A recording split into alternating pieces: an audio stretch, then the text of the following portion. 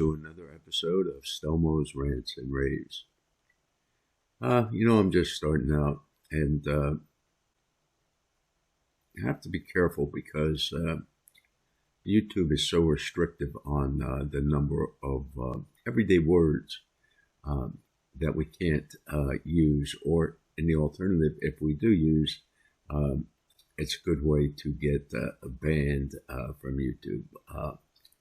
Sad, sorry state of affairs that we live in today, but that's just the way it is. So today in this country, we have two parties. On one hand, we have the Republicans, and on the other hand, we have the Democrat Party, which is actually the Socialist Communist Party. Now, I know there's a lot of street-level Democrats out there who will take exception with what I'm saying, but it's their leadership who's controlling the party, and vast swaths of the Democratic Party have left them. They realize that the vast majority of Americans do not support their policies. So the only way for them to get elected is to cheat, and they've been cheating for years, and the Republican Party has really let them get away with it for years. I'm a senior citizen now. When I was a teenager, I was serving as a poll challenger. And one thing I learned from this time is it's really, really hard to cheat with the old voting machines. And interestingly, to this date, I've never found out why we moved away from those voting machines. They were very reliable. They didn't even require power. And I'm not going to say it's impossible to cheat, but it was virtually impossible to cheat. The only cheating that took place at that time were with absentee ballots. And yeah, I imagine there were some people who legally were unable to vote who were somehow registered and voted anyway. That kind of fraud did go on. But they couldn't do mass cheating on the scale that they have with some of these new systems. So this was all planned, I believe.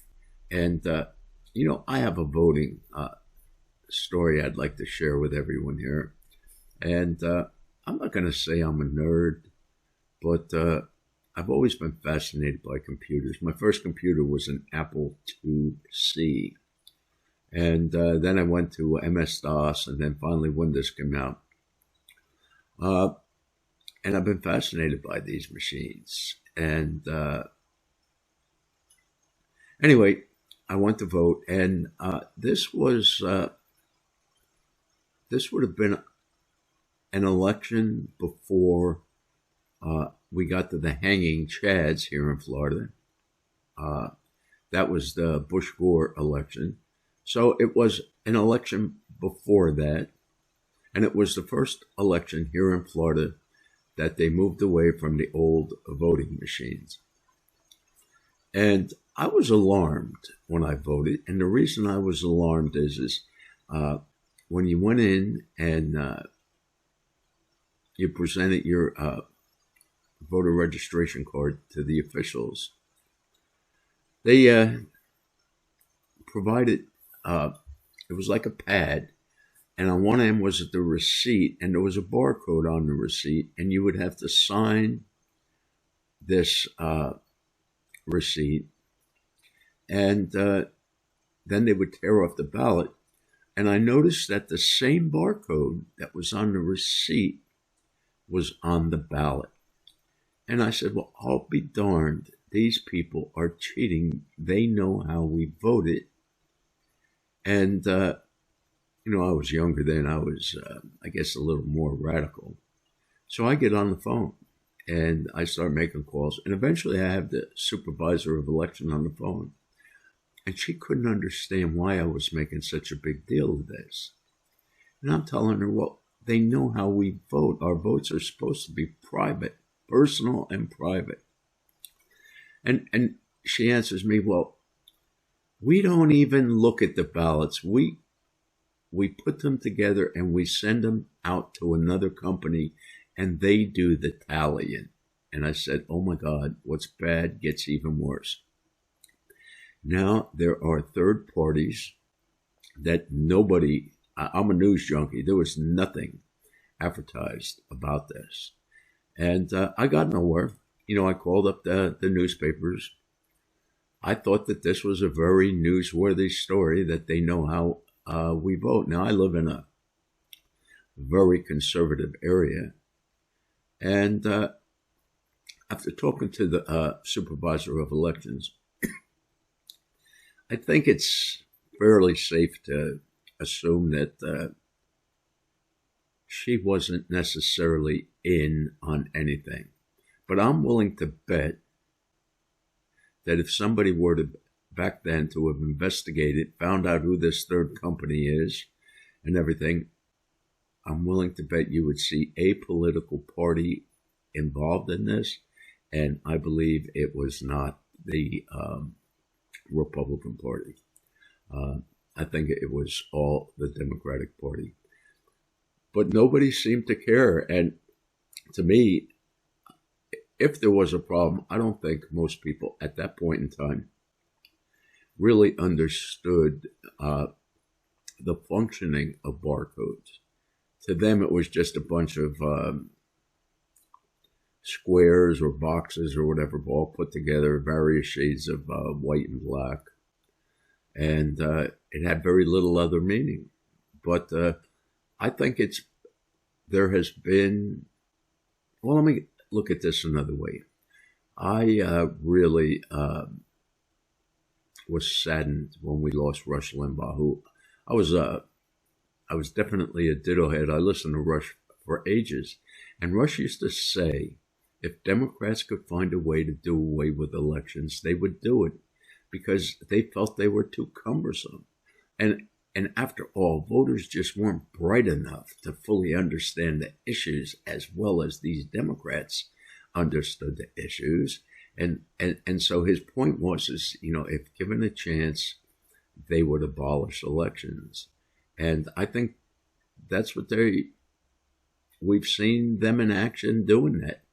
Now finally, years later, I'm finally starting to hear other people out there talk about how 2 Senate seats were stolen in Georgia. I mean, and the Republican Party, they're just far too silent on this stuff. Which brings me to another issue real quick before I close here today. I'm reading about this antivirus, and I got to be careful here because they don't like a lot of the words that you really need to use in dealing with situations like this. But, the party that really won out with COVID were the morticians. And I fear that the ones that are really going to profit the most with hantavirus is again going to be morticians. And the sad reality is that there's been no pushback on COVID. None. Zero. And so why wouldn't they do another round of what they tried already? Well, there is no reason. And the American public, you would have thought that vast numbers of citizens, especially those who lost someone to COVID, would have been out in the streets protesting the lack of the government doing anything about all of these people who were the recipients of morticians' services. And that's just a sad reality. We live in a sad world today. If somebody would have told me 20 years ago half of the things that we're dealing with now, I'd have told them that they were crazy and that they probably should make an appointment with their psychiatrist. But we're living it, and I think the primary reason is there's no pushback. None. Or to the extent that there is some pushback, it's minor. Why do we have amateur journalists going out there and uncovering millions and millions of dollars in fraud? When we have so many elected officials, they tell us they want to be in charge of this stuff, but apparently none of them are doing their job because nobody knew about any of this corruption until amateurs expose it. And look how fast they did away with Doge. You don't hear another thing about Doge. You don't hear anything about doing away with any more of that spending. It's sad. It really is sad, but that's the world we have to live in today. And with that, I'm going to close for today. And perhaps later on this afternoon, I'll do another short clip. But anyway, have a great day. Stay safe. It is definitely a crazy world out there, and it gets crazier by the day. Thank you very much. Bye-bye.